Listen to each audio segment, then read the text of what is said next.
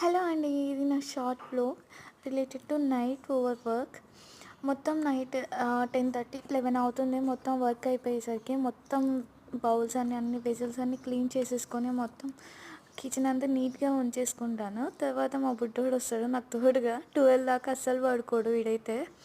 మొత్తం 11 నుంచి స్టార్ట్ చేస్తా, పడుకో పడుకో పడుకో అంటే 12కి 12:30 అవుతుంది.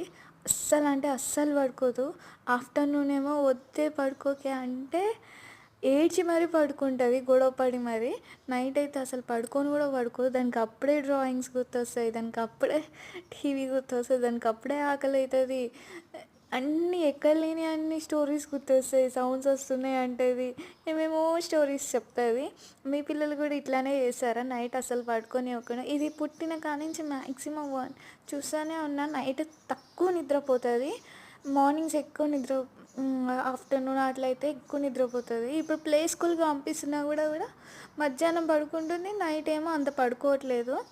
ఇలా ఆఫ్టర్నూన్ పడుకోకుండా నైట్ మిడ్నైట్ తొందరగా పడుకోవాలంటే ఏమైనా టిప్స్ ఉంటే కొంచెం షేర్ చేయండి ప్లీజ్. ఈ విధంగా మొత్తం మా కిచెన్ రొటీన్ అయితే అంతా ఇదే అండి. మొత్తం క్లీన్ చేసేసుకొని బౌల్స్ అన్నీ కూడా కడిగేసుకుంటాను మ్యాక్సిమం. ఇదైతే మంచి హ్యాబిట్ అండి. నైట్ క్లీన్ చేసేసుకుంటే బౌల్స్ అనేది మార్నింగ్ మనం లేచి వచ్చేసరికి ఫ్రెష్గా ఉంటుంది కదా. సో మనం ఫ్రెష్ మార్నింగ్ అనేది ఒక పీస్ఫుల్ మార్నింగ్ని స్టార్ట్ చేయవచ్చు. మీరు వీడియో నచ్చినట్లయితే thanks for watching. Please subscribe my channel.